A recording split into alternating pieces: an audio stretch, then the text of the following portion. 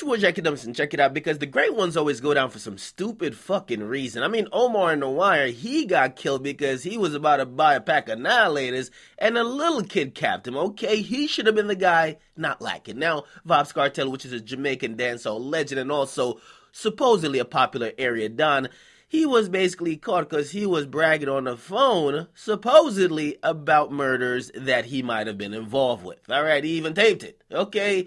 Now, El Chapo, okay, and I made a joke on Twitter. I was like, listen, man, El Chapo must have got caught when he went out to go get his Powerball ticket, and they probably just caught him lacking. But the reason why he was caught is actually just as ridiculous. Apparently, El Chapo was thirsty for fame. Yes, El Chapo probably, after seeing the huge Netflix hit Narcos and seeing Pablo Escobar get all that goddamn clout, he said, hold the fuck up, I'm actually alive and I'm living this shit. I gotta set my legacy up, because when I hit the big screens, I gotta be doing this shit in style. Now, apparently, and this is coming from all Mexican officials, and this is coming from Mexican authorities themselves, they're saying that they were able to track down Pablo Escobar because he reached out to movie directors, actors, writers, because he wanted to get a biopic of himself in the works, okay? He wasn't going to wait till he was dead and have motherfucker like Tyler Perry do his shit. He wanted to make sure his shit was going to be done right. So he reached out to a lot of people. He reached out to actresses who would like broker communications with him and other people within the movie industry. And also he was doing interviews. Apparently him and Rolling Stone, they were going to do an interview, or they actually did an interview.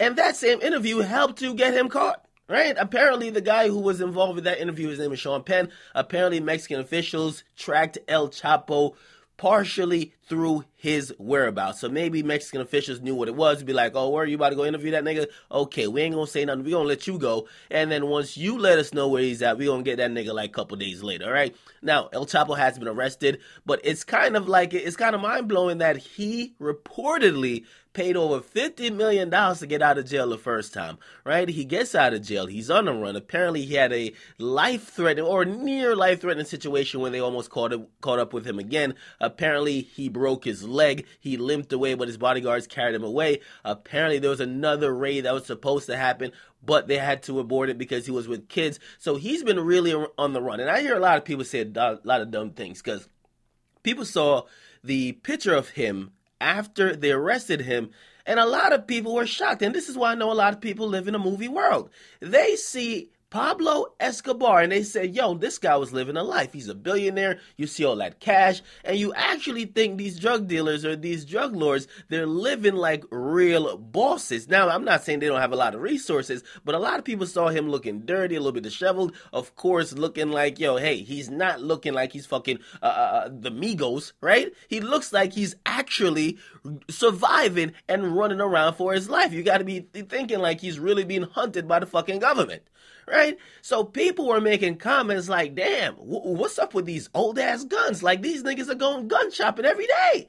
What up with this fucking faded wife beater? Like, these niggas are really in motherfucking Neiman Marcus and Lords and Taylors picking out outfits for the daily. Okay? That's why I know a lot of people, you're not really equipped for the world that these guys live in. Yes, it's good to have a lot of money, but when you're being hunted, you're probably going from place to place to place, and a lot of that money facilitates your freedom, if not your survival. All right, there was 5 people that got killed, probably people that were close to him, or maybe just bodyguards in general, but still, this happens all the time. So it's a different lifestyle that these guys live in. I keep telling everybody who really praise and put these guys up on a pedestal, number one, these guys really only care about themselves. Okay, let's keep that in mind, right? And that's how you probably have to be a drug lord. Okay, secondly, gives no fucks about you giving a fuck about them. So the one-sided adoration stops right there. Thirdly, the movie fantasy, let's make it into a mini-series documentary thing that's probably going to be a very popular after Narcos now. That's not how real life is portrayed, okay? Like, they're doing all type of extra shit to make it seem more glamorous and fabulous, when in reality, a lot of times it wasn't like that. Now, for Pablo Escobar, it was in a couple of cases, because he really did have like a fucking casino up in the jail with him, right?